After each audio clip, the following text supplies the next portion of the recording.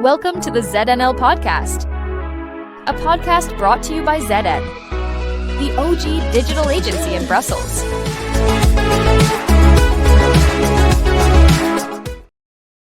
Hello and welcome to this episode of ZNL. I am very happy today to have an expert communicator, Nicholas Bruneau, all the way from Lisbon. How are you today, Nicholas? I'm great. Thank you very much. Very excited to have you on the show. And I know you're in Lisbon. You were in Brussels before, I believe. And I just want to hear a little bit about how are things going now. There's been a big anti-remote work kind of movement. And, you've been doing this. You work with institutions, you work with organizations on communication strategy. How has that transition to being remote and freelance gone? And are you experiencing the kind of back to the office trend? How's that feeling for you? Absolutely. I think there has been a shift, even for short-term contract work. A lot of organizations are asking for hybrid or in-person work in the office. So I do believe that it has changed. So there are fewer and fewer purely remote opportunities for consultants like myself. But overall, I do believe that, remote work is still successful. So I'm still able to work from here, from Lisbon. It does, however, require a lot of intentional collaboration, a lot of intentional work. So you need to be really outgoing, both online and in person, to stay top of mind. So for me, it has been developing that LinkedIn presence, where I believe that most of my audience is present and active. So that's why now I've grown it, and now I have over 10,000 followers. Congratulations. In the communication. Thank you. In the communications area. That, however, is not enough. So as you know, you need to be involved in conversations online. You need to go out there and go to events. Like, for example, I'm hoping to go to the ZN Influencer event coming up in Brussels. And that is also then an opportunity to meet some of my contacts. And then, of course, to do one-on-ones. So I've been doing in the past few months a lot of one-on-ones with people to see how they're doing, what are the biggest challenge, to both understand and then to see if I can be of help. So it's totally achievable. I saw that interview you had with Talal Abdul Shamat, where he also said, as long as you get set systems, as long as you're able to really, work at a distance with, a collaborational relationship, then it works. And a good example was when I was working with UN in New York. It was actually quite helpful with the time change. In the afternoon here in Lisbon. I was participating in meetings, and then in the morning I would wake up and then work on the outcomes of those meetings, work on the tasks and all these things. So by the time they were waking up in New York, I had already responded to all of their sort of queries, and I had already done a lot of the work. So by the time they were waking up, so that was kind of using the different time zones as well. So it can work to people's advantage, and it can be sometimes even more productive. Yeah, I think rationally, it actually works quite well. I mean, we've obviously been running a remote first operation for some time.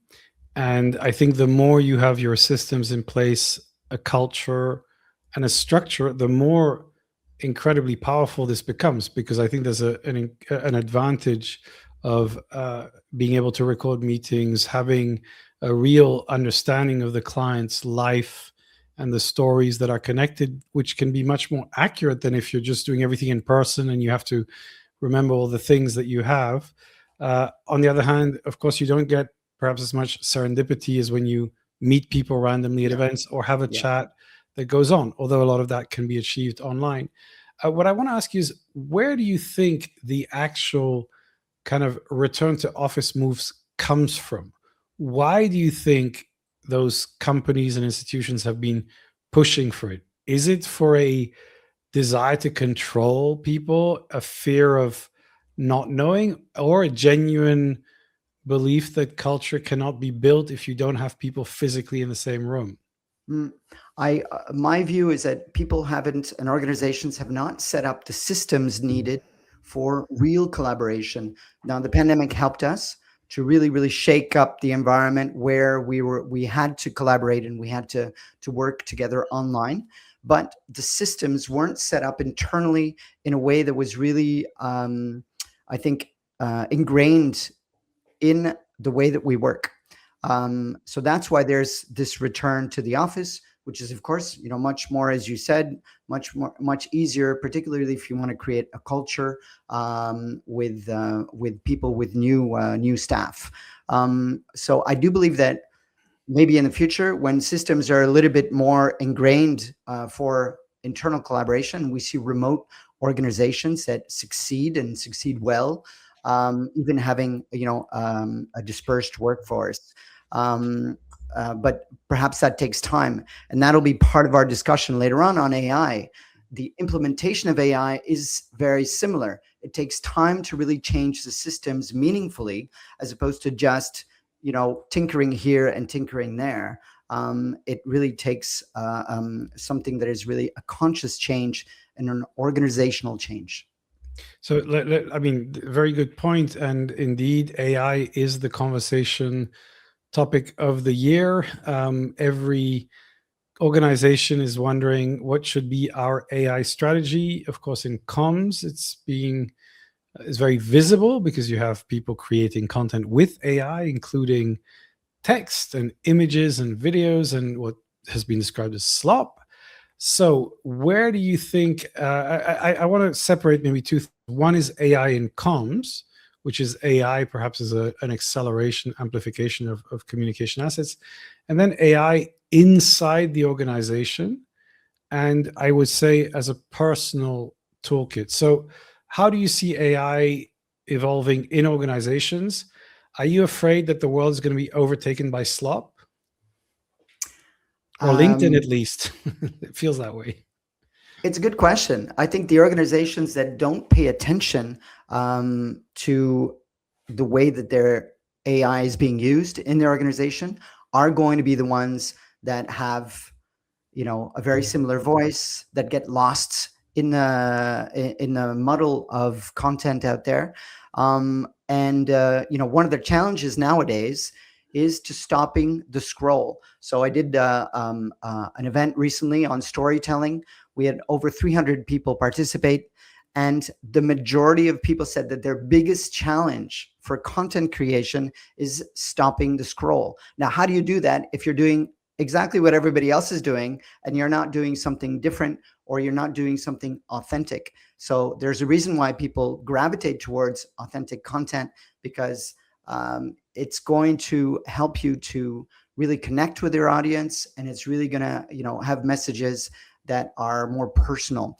AI on its own is not going to be able to break through the noise. You're going to have AI and human collaboration. So that needs to be done internally, as first with some clear guidelines. And I think that's important to implement within the organization. Right. You said that, we need to combine this. I think, I guess most people agree. It's trying to find the right way to use them. I guess most people in communication are using AI to go through their content, propose ideas, write some of it. And there's a kind of, interaction that I think is pretty blurry. I don't think, people have like, oh, I write the thing. Some journalists have told me, they write, they never get AI to look at the first draft, and then they actually get AI to come in and do things. For me, it changes. Sometimes I'm going to write the notes or say them out loud and then get the structure and then rewrite it. And I think it's a conversation. But what's interesting is that there's this weird kind of trend saying, oh my God, if it's written with AI, it's terrible. Somehow it's like an indicator of degradation of quality. And I think people who say that forget how terrible corporate communication can be. because before AI, you also had corporate slop. It just didn't have that name. I mean, people would just read corporate brochures. It's not poetry. So how do you think people can, I mean, how do you use AI in your content? And what do you feel is an acceptable use of AI in your organization, in your content? Yeah.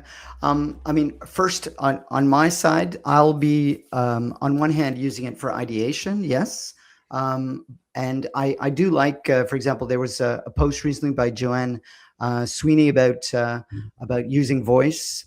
Yeah. So I do use a lot of voice, whether it be from events, so event transcriptions, or meeting transcriptions, or my own voice notes. And there's even, I don't know if you know Ali Abdaal. He created Yeah, of course. an app called Yeah. the Voice Pal app, which uses AI but uses your voice, and then has a specific series of prompts that are. Excuse me. Do you want me to start again? Just because, sorry, I was getting a lot of notifications right now while I was speaking. We can start again. I mean, you can't. The mutation is quite good. I mean, I couldn't hear that much. So. Okay. Sorry. I was getting. But if you mute it, Okay. that's good. So, to the team, So- we're going to start again in 1, 2, 3, go. Okay. So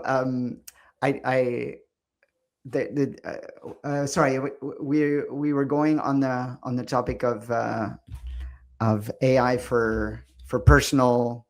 Yeah, for I was my asking you, use. what is your personal use of AI? You mentioned Ali Abdaal. Well, you were talking about a couple of tools you're using. So Yeah.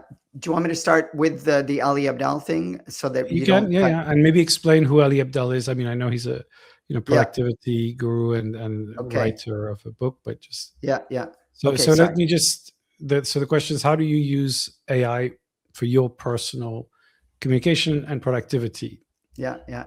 So personally, I'll be using it for ideation. I'll be using it to try to get some new ideas, but I'll mostly be trying to use it to refine and improve some of the ideas that I already have. Similar to what you're doing, Phil. From what I understand, I saw one of your comments that your AI post on LinkedIn, your post on LinkedIn was perhaps generated by AI, but all the ideas were yours.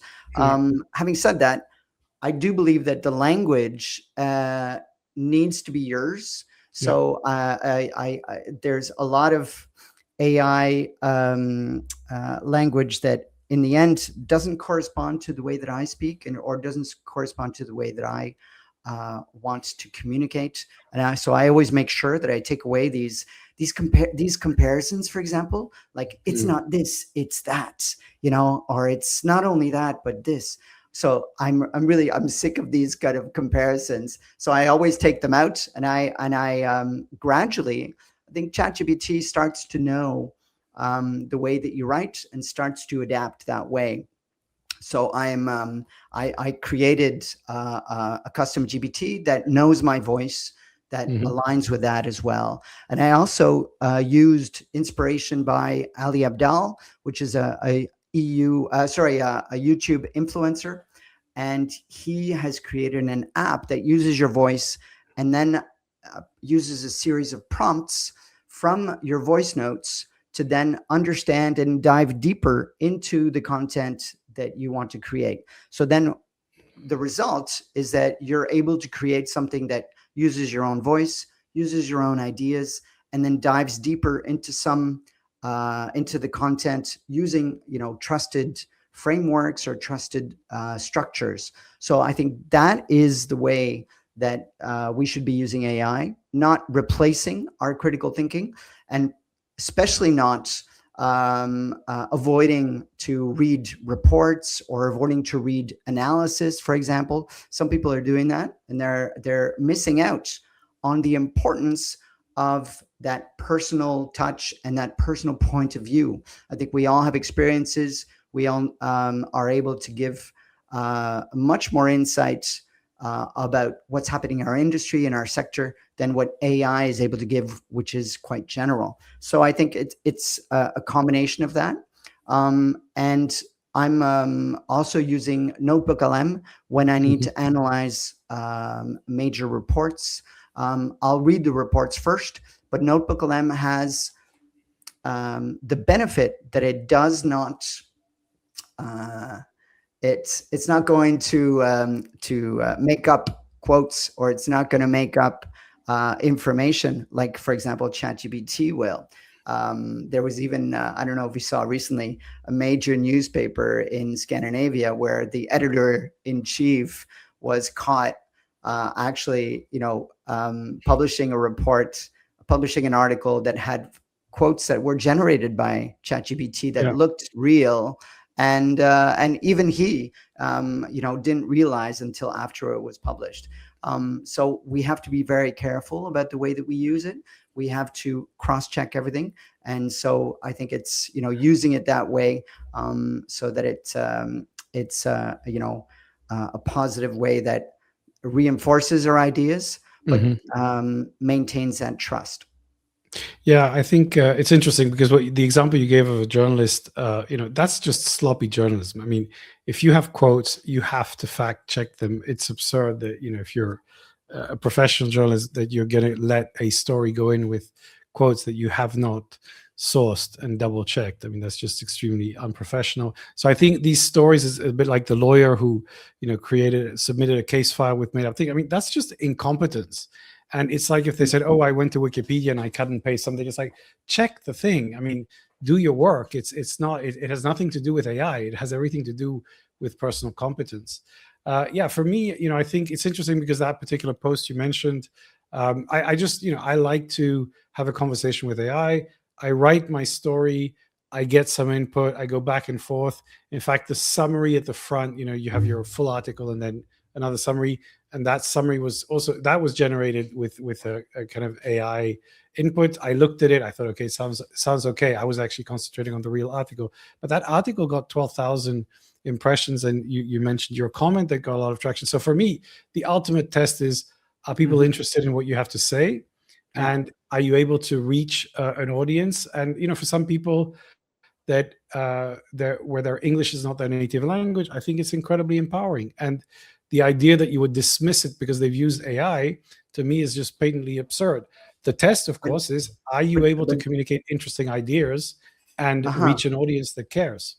But don't forget as well, Phil, it also depends on what your brand is and the way that you want people to perceive you. Do you want people to perceive you as, having that kind of language that you had in the post? So it also, I think, it is important, because the way that we communicate is our brand, and is the way that people will perceive us. It's not just the ideas. So you're totally right.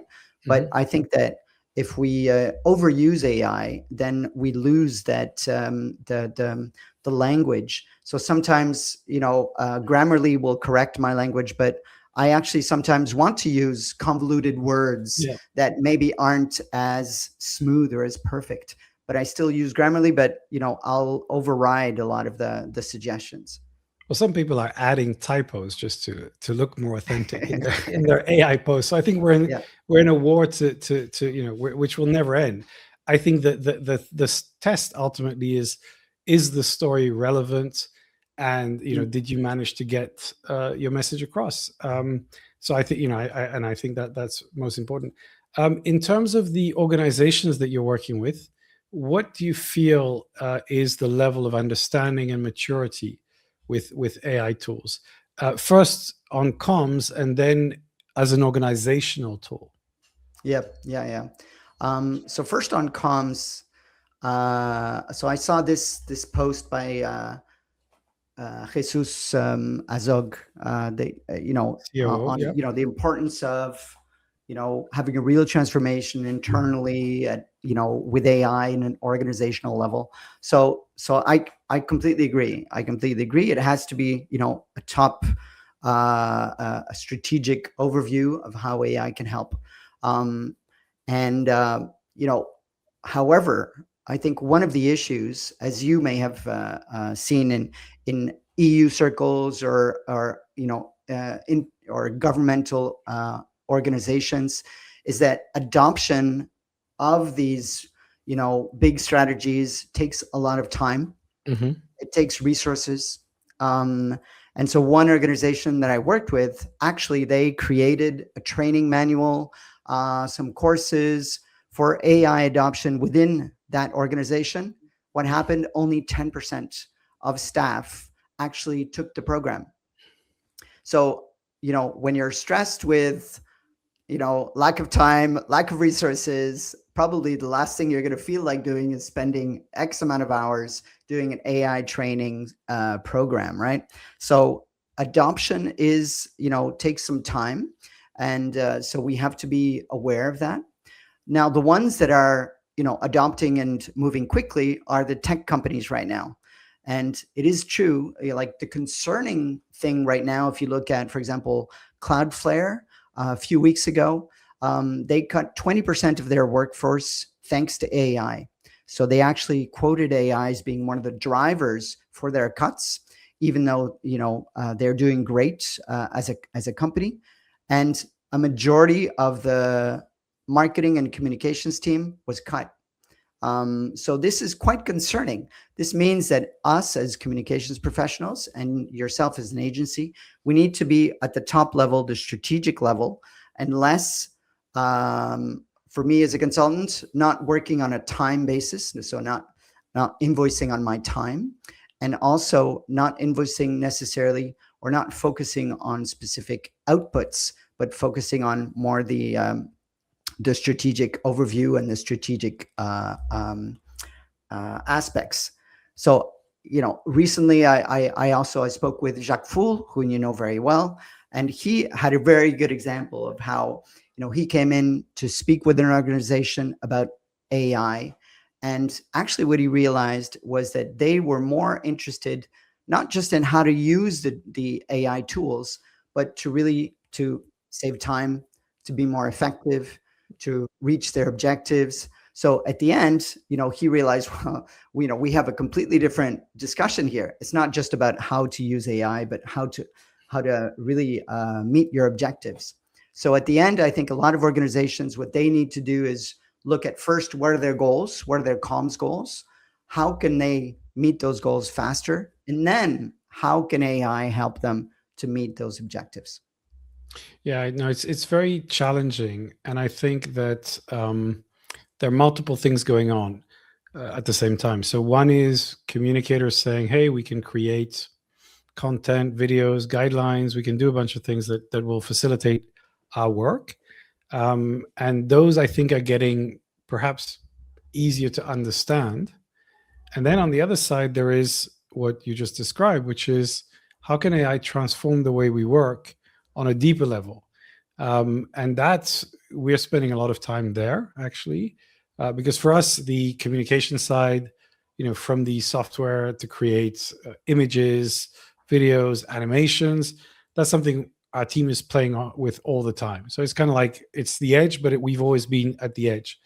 In terms of how you transform your organization, for example, one thing I find incredibly powerful, to some of the simplest things I think are sometimes the most interesting. So for example, now that we can record meetings and have the meeting notes shared, great. You now have access to meeting notes and you don't have to write them manually, and you can maybe listen a bit more and think about it rather than waste time on just writing minutes.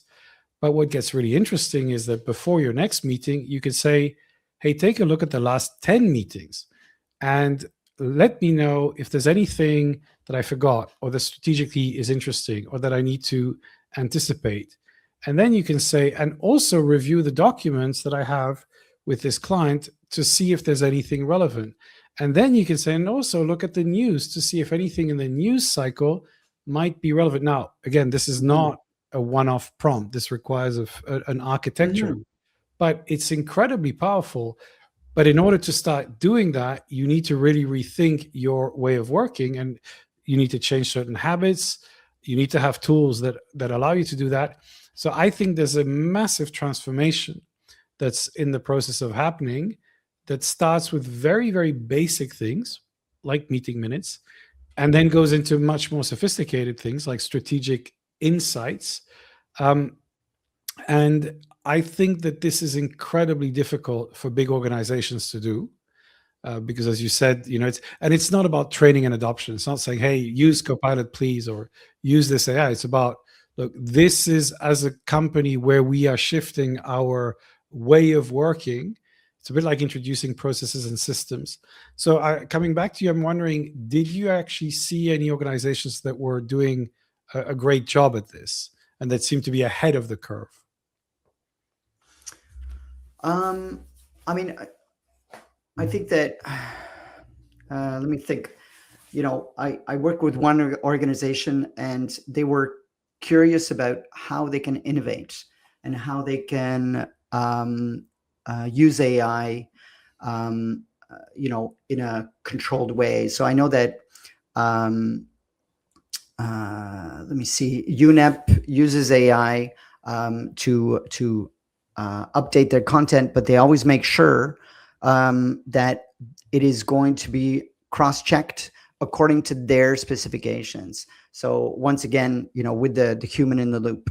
Another organization that I work with, for an event, we created an AI video that summarized a survey that we did, and we used that at the beginning of the event. And that really stimulated discussions. It was clearly AI labeled, but it allowed us to basically open up to new ideas, open up the discussion. And I think that, there's a lot of opportunities there. So as other organizations, just trying to think,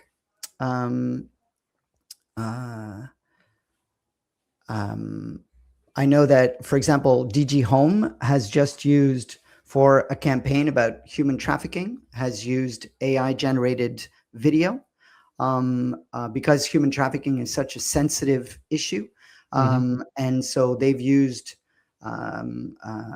videos to try to convey, the human trafficking challenges and issues as part of their campaign. So I think that was an innovative way as well of using AI generated video. And once again, that's clearly labeled as AI generated.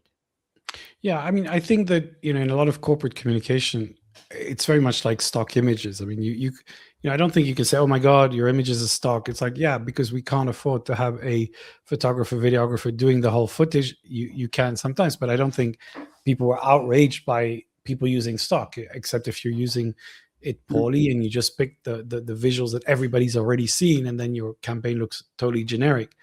Now, you talked about these communication campaigns. And I want to turn to the channels that are being used for these campaigns. Now, we've observed that basically the center of gravity has shifted to LinkedIn in Brussels, in the EU bubble. But at the same time, and I was having a conversation recently with one of the creators using TikTok and Instagram, those two channels are emerging. Instagram is becoming, I would say, a place for younger people to talk about EU issues and topics, but with a very different voice. And in fact, my guest, who is Olivia, and will be, we also have the podcast which will come out. She was saying that she was quite shocked to see that TikTok was not being understood or used by the EU to get their message to younger people, because that's where they get their news. So you need to be there if you want to influence them. So where do you think the channels are moving? What are you using, and where are you advising your clients to go? You posted about W recently, the new channel that is a bit of a mystery. I feel that if you're going to deploy a new channel, you should first get critical mass and then start communicating about it. But that's just my opinion. So are you kind of LinkedIn centric? Are you still spending time on X? And what about Mastodon, Blue Sky, and the others? Where are you, and where do you think this is heading? I think the challenge, what we've realized now because of the algorithms, is that whatever platform you're on requires an active participation. And by active participation, I just don't mean like broadcasting. Broadcasting no longer works because of the algorithm, because of the fact that you need to be engaging, you need to be collaborating.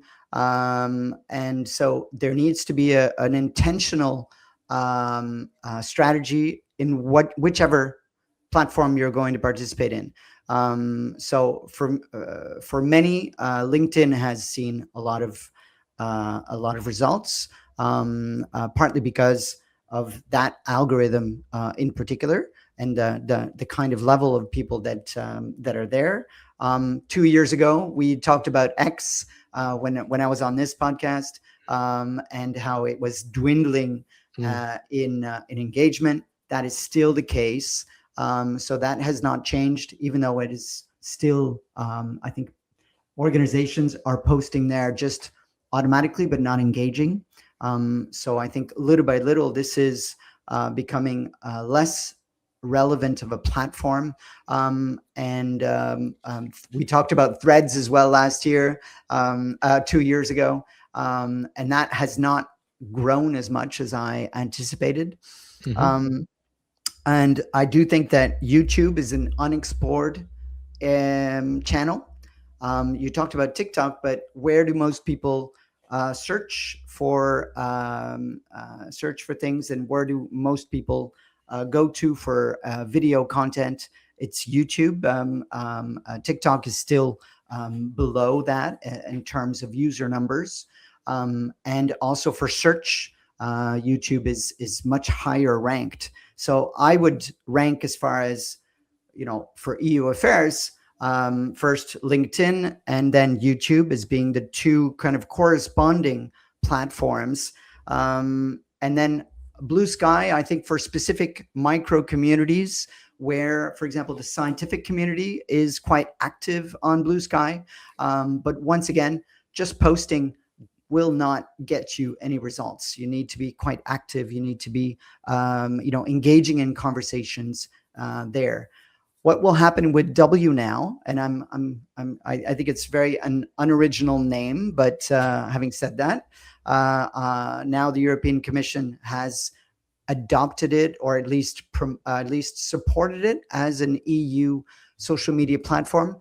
What will happen, I think, is completely up in the air now, because both you and I haven't even been able to participate or join the platform, and we don't know who's there apart from Antonio Costa and Ursula von der Leyen. So if they're, I think the challenge will be if journalists, if a lot of important personalities are there, and if influencers are there. We know from the recent Reuters Institute news report, this has been a long time coming, but people are more and more getting their news from influencers. So I would say follow the influencers and the platform that they are using that are important for your audience. Yeah, no, I think that makes a lot of sense. I worry that, any of these platforms needs a critical mass to get traction, even from a small community. And I think that when you make a declaration that this platform will be this incredible thing, I always feel you're kind of jinxing it. I think you need to build that first, and then you open it up, and you don't try to discuss it, because if people don't feel comfortable that the engagement's there, they don't see. So we'll see. I suspect that W will be alongside Mastodon and Blue Sky. Maybe some communities will get it, but you talked about X. I think there's still a tremendous amount of let's say, usage of X, not engagement. I think a lot of people with big accounts say that they're not getting traction, but they can't leave because it's just useful, and the posts still come out from the journalists and the politicians, so it's still a reference. However terrible it's become, it's very much unloved, I would say, in the EU circles, and LinkedIn has become the default center. But as you said, I think you need to kind of vary your tools. We often talk about look back at your website, make sure you have a good newsletter. These things matter more. YouTube, by the way, I think is super interesting, although it feels like a big commitment of time to create YouTube content. I'm saying the experience that we get, because if you look at EU organizations or individuals, they're not a huge amount that are doing really well, who are kind of really on a par with the YouTube creators. So I think it makes perfect sense, but a lot of these things are just repositories of videos. we have 20 videos or 40 videos Yep. of things we did with interviews with talking heads, but not necessarily a huge amount of engagement. A lot of the time, very, very low view counts. Have you seen some great successes on YouTube from the EU organizations? Well, I'm seeing now the European Commission's new Made in Europe videos. Right. So I don't know if you've seen, they're trying to adopt this kind of influencer style or discussion style on hot issues to answer people's questions. And so that's a new strategy, trying to leverage the traffic from YouTube to really attract and get a dialogue going with younger audiences. So they've decided to go with YouTube instead of TikTok, for example. And on that point as well, the EU, I was speaking with someone from the Commission a couple of weeks ago, and they are now looking at a lot of their campaigns going to a national level. So they've realized, and I don't know if you saw previous posts that I did, kind of, having a critical eye on this recent campaign by the European Commission on democracy. That was essentially the same poster across different capitals with the same message, with a really weak call to action and a landing page that had just, a bunch of information, but nothing really concrete. So I think that they're realizing that these campaigns no longer work in today's environment. We need to have more national campaigns. We need to cater to more local messages. So what they're going to be doing now is working more with permanent representations in each of the EU member states, developing campaigns together with them, with local agencies, with local content, and with local influencers. Yeah, no, I think that you're talking about the Protect What Matters campaign, which I just kept seeing on bus stops. And I was thinking, like, how is this getting to people in the right way? And if you took a fraction of that amount and created engaged conversations with influencers, well, you need to create some kind of polarization because you need some back and forth, which of course is very difficult when you're working with influencers because you can't control what they say. And you have to agree that it's going to be a conversation where you're going to make your points and they're going to come back, and hopefully you're going to gradually drive the conversation. But that was an example, I think, of the old style of communication, spending a lot of money. Exactly. And it's kind of fighting the last war because this was the advertising that they didn't do when that was the way of doing advertising. And so now they've come to realize that this was important, but like with a kind of jet lag. So I think this is really one of the challenges the EU has, is that they need to experiment in uncomfortable places with communication where you don't have the control that you would love to have. And I think that ultimately will be effective because that gets more visible. If you think about it, Brexit, which was the most negative story to affect the EU, ended up being the strongest motivation for people to stay in the EU. But it was a very, very brutal conversation. And basically you had to say, look, this is what happens when you leave. And the EU would never want to do that. But then they had no choice. And it worked out, I think, as one of the most powerful. If you wanted a campaign to convince people they should stay in the EU, Brexit was it. Again, of course, it was a terrible event, but ironically, I think that's the outcome of that campaign. So when you work with the institutions now, I mean, what is it that you tell them? And I know, obviously, they will come to you and say, look, this is what we want you to do. But if you can really guide them, what is it that you think they should be doing that they're not doing right now? I'm making a clear point that all of communications need to have a clear call to action. As you said, it's no longer about having a billboard and a nice picture. It's about trying to create that engagement and create a platform that will then help to foster that engagement. So, it can be, for example, these YouTube videos, having a clear call to action then so that people, when they watch the video, they can then participate or give their input and feel like their voice is heard. I think the problem with a lot of these EU institutions is that it is seen like something that is very far away and not something that really responds to our concerns as citizens. So I think the more you can have that back and forth dialogue, the better. And what that means is creating, and I alluded to it in my book, in the Engage with Impact book, which is having kind of a funnel, a communications funnel, where you look at each stage of engagement with your different target audiences. So first, obviously, the awareness stage, and then little by little, getting people into your environment. First, perhaps subscribing to your newsletter, then perhaps going or attending an event, both online or virtual or in person. And then after that, engaging with a campaign. So little by little, getting them more and more involved, and so that they feel like they have some proximity, some relationship with you.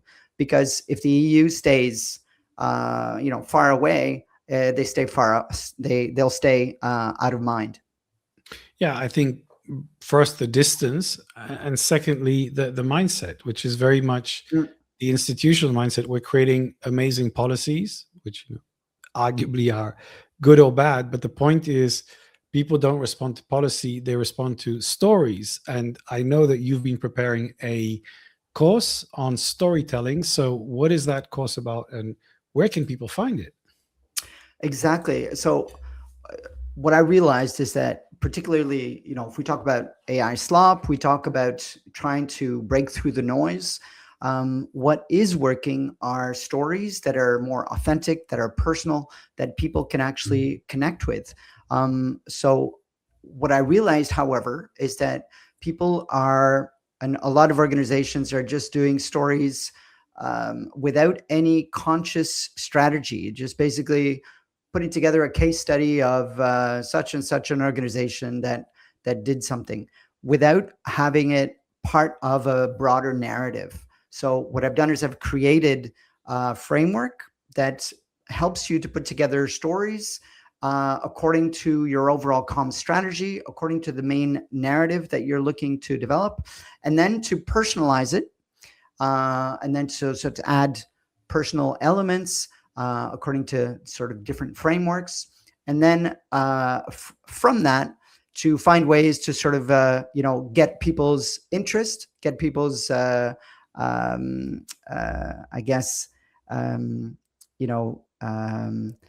engagement, so that they actually stop when they're scrolling. So some different tactics that will get people to actually watch your videos or read your story.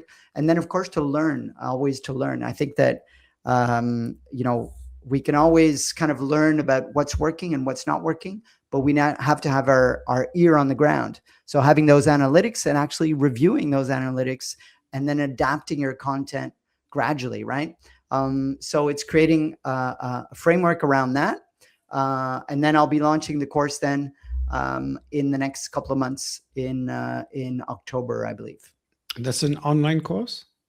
It'll be an online course, but what I'm going to be trying to do is also create a community so that people can have a back and forth, compare basically, the success of their stories, compare best practice, see what other organizations are doing, and learn from each other. So that's also one thing that I've been doing here in Lisbon, is to create these meetups.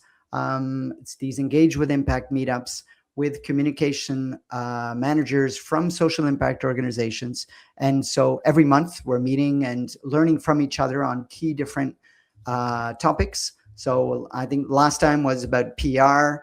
The time before was about AI, how we're using AI. So we can learn from each other. I think that is really important, so that we have that kind of environment where we can openly discuss what we're doing and what works. So you're doing a storytelling course, so that's fantastic.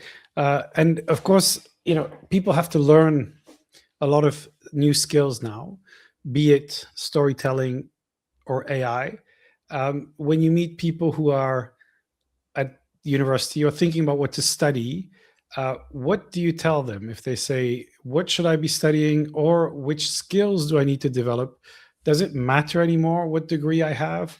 And what is your kind of advice on this? Your Yeah. 3 top advice for young people? The degree has, never been that important. For example, I studied history. What did history teach me? It taught me critical thinking. It taught me how to make a case, how to put together a series of ideas, and to analyze data, and how to write well, right? So I use that every day, but I'm not a historian. So I think that, that can be relative to a lot of different disciplines. Mm-hmm. What is important, and same as 2 years ago when we met, my recommendation is always to stay curious, to really look at, what's happening, what are the trends, to really be updated on the constant change that is happening, and to experiment, to try new tools, a little bit like what you do, Phil. You're always trying new tools and new things, and trying to learn from others. And to having said that, we need to always continue to critique, to ask better questions. So at the end of the day, we need to try to always to get better, and to keep that critical thinking. So it's like, using AI is not going to replace us, because if we can, be the best in our discipline, but then we know how to use AI, then we will succeed. Yeah, no, I think that's very useful advice. I think basically learning to use the tools that matter today. And it's like saying, you have to use your computer to write emails. Yep. If you refuse to do that, you're probably going to have a few challenges, regardless of what your actual skills are. So you need a strong skill-based interest in things. And I like what you said about critical thinking. I think that is actually the core skill that AI cannot replace, because you need to judge what comes out of your AI prompt. And you need to think, does this make sense? You can do a lot of things, but are you directing those things at the right place? And is it working? Is it breaking? Is it hallucinating? So your judgment is more important than ever. So I think critical thinking and curiosity and trying new things, whilst I think you need to deepen your experience or expertise in a certain field so you can build around that. Recommendations of the week. Now, you have a couple of recommendations for our audience today. So what is your book recommendation? Yeah, so the book recommendation, the book that I'm reading right now is The Narrative Age by Frank Wolf. So similar to what I was talking about, this book looks at the distinction between stories and narrative. I think sometimes we use them interchangeably, but they're not the same. So it looks at how the narrative, how stories can then help to cement your narrative. So it reminds you that, of course, it's part of stories are part of or should be part of a broader vision or strategy. So that the book brings a lot of different examples from SpaceX, from a lot of different organizations, and how they're using narrative to further their goals. Because here in EU affairs, we're looking at changing people's minds. We're looking at changing policy, and you don't do that just with separate stories. You do that with an overall narrative that can then help to guide people towards the direction that you want. And then the podcast recommendation as well, which is from someone that you know very well as well, Joanne Sweeney. So she's been on the show before, and so people who don't know her, she's the CEO of the Public Sector Marketing Institute. And after the publication of her book on AI, she then started the AI 6 podcast, which is, I think, every day, looking at new trends, and a really great way to stay up to date on AI. Yeah, very brave commitment to do that every day. And indeed, some very interesting insights. I will actually recommend Beyond Belief by Nir Eyal, who wrote several books on how we respond to technology. It was first Hooked, and then another book on how to separate yourself from the apps that he had helped to build, the distractibility. And basically, he's now written a book on Beyond Belief, which is about how your beliefs shape your behavior and how it shapes certain things, and how if you change certain beliefs, you can actually change things. It's a nice overview, and it goes back to the importance of stories. I mean, if you think about the common thread between a lot of these books and insights, all the way to Yuval Noah Harari, we live in a world of stories, and stories Exactly. make us who we are and shape society in what it is. So I think that's a great recommendation. Well, thank you so much for your insights and sharing your experience. Looking forward to seeing you in September in Brussels, and in the meantime, seeing you online. So have a fantastic weekend and see you around. Bye for now. Thank you. Thank you, Phil. Bye-bye. Cheers. Thank you so much for watching this episode of the ZNL podcast. Did you like it?